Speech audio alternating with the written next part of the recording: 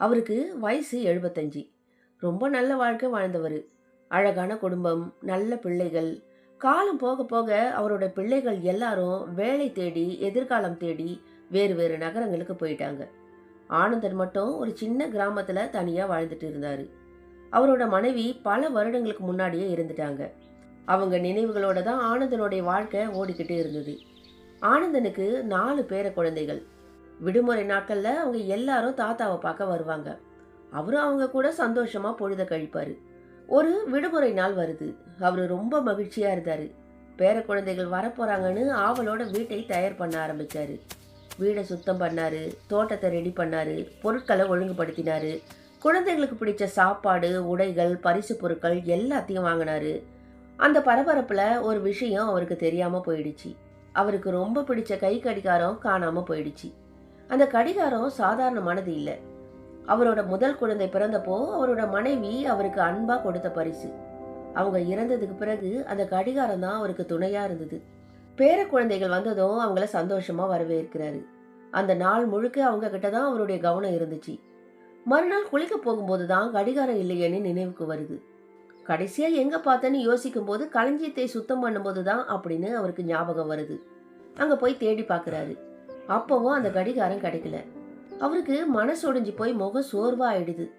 தாத்தா, ஏன் இவ்வளவு சோகமா இருக்கீங்க அப்படின்னு பேர குழந்தைகள் கேக்குறாங்க. அவரு கண் கலங்கியபடியே சொல்றாரு. என் வாழ்க்கையில எனக்கு ரொம்ப விலை மதிப்பான கை கடிகாரத்தை இழந்துட்டேன். அது உங்க பாட்டி எனக்கு கொடுத்தது. அந்த கடிகாரம் என்கிட்ட இருந்த வரைக்கும் உங்க பாட்டி என் கூட இருந்ததாகவே நான் நினைச்சுக்குவேன். ஆனா இப்ப அது இல்லைன்னு நினைக்கிறப்போ அப்படின்னு மனம் கலங்கி அவங்க கிட்ட சொல்றாரு. அதை கேட்டதும், கவலைப்படாதீங்க தாத்தா, நாங்க கண்டிப்பா தேடி தரோம் அப்படின்னு சொல்லிட்டு அந்த பழைய பொருட்கள் இருக்கிற களஞ்சியத்துக்கு போறாங்க. அங்க பழைய பொருட்கள், புத்தகங்கள், குப்பைகள், உடைஞ்ச நாற்காலி, மேஜை எல்லாமே இருக்கு. 2 மணி நேரத்துக்கும் மேல எல்லாருமா சேர்ந்து தேடிட்டாங்க. ஆனா கடிகாரம் கிடைக்கல. எப்படியாவது பேர பசங்க கண்டுபிடிச்சு கொடுத்துடுவாங்கன்னு நினைச்ச அவருக்கு ரொம்ப வருத்தமா இருக்கு. மிகவும் உடைந்து போய், போதும் குழந்தைங்களே, இனிமே தேட வேண்டாம் அப்படின்னு சொல்றாரு. அப்போ ஒரு பேரன், தாத்தா, நான் ஒருத்தனா மறுபடியும் போய் பார்க்கவா அப்படின்னு கேட்குறான். அவனை அங்க தனியா அனுப்ப மனசு இல்லாட்டியும் சரி போய் தேடி பாரு அப்படின்னு சொல்றாரு. ஆனா அந்த சிறுவன், யாரும் என் கூட வரக்கூடாது, அது மட்டும் இல்லாம எல்லாரும் அமைதியா இருக்கணும் அப்படின்னு சொல்றான். எல்லாருக்கும் ஆச்சரியம். ஆனாலும் அவன் சொன்ன மாதிரி எல்லாரும் அமைதியா இருந்தாங்க. அந்த பேரன் களஞ்சியத்துக்குள்ள போய் சத்தமே இல்லாம அமைதியா உட்கார்ந்தான். 15 நிமிஷம் ஒரு சத்தமும் கிடையாது.